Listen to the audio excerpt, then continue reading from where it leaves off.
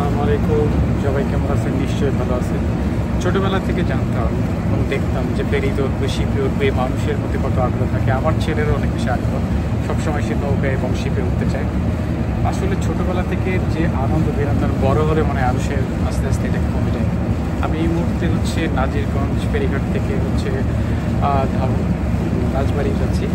তো আসলে অনেক দিন পরে ফেরিতে ওঠা, এর আগে কখনো ফেরিতে বহুদিন আগে উঠি নাই, প্রায় 5-6 বছরের মধ্যে উঠি নাই। এই রোডটা ইউজ করিনি। আমি আসলে হঠাৎ করে সকালে প্ল্যান করতেছিলাম যে আজকে আমি আগে থেকে ছিল প্ল্যান যে আমি যে ফরিদপুর যাবো। বাট যখন এই রুটে আসলাম বাস পাচ্ছিলাম না, পরে একটা বাস পেলাম, যেই বাসটা আসলে এই রোড দিয়ে যাবে এটা আমি চিন্তা করতেছিলাম না। তার আগে আমি অনেকে অনলাইনে সার্চ করার চেষ্টা করতেছিলাম, পাচ্ছিলাম না, যেটা খুব ডিফিকাল্ট ছিল আমার জন্য। কিন্তু যখন সরাসরি আসলাম তখন আমার কাছে মনে হলো যে এটা খুব ইজি, এবং এই রোডটা যদি মিস করি তাহলে বগুড়া থেকে সরাসরি আমি রাজবাড়িতে অল্প সময় পেতে যেতে পারি এবং আমার টাইমটা সেভ হয়ে যেতে পারে অনেক কিছু।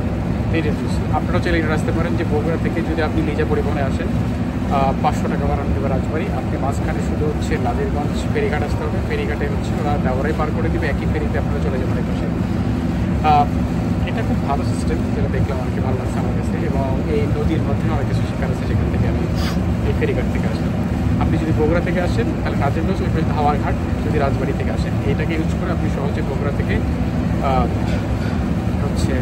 রাজবাড়ি যেতে পারেন, বরিশাল যেতে পারেন। অন্যথায় যদি আপনি নওগাঁ হয়ে আসেন তাহলে আপনার টাইমটা অনেক বেশি লাগবে, আপনি অনেক সময় ধরে বাসে ওয়েট করতে হবে। তো এখানে আসতে পারেন, এটাকে কাজে লাগাইতে পারেন।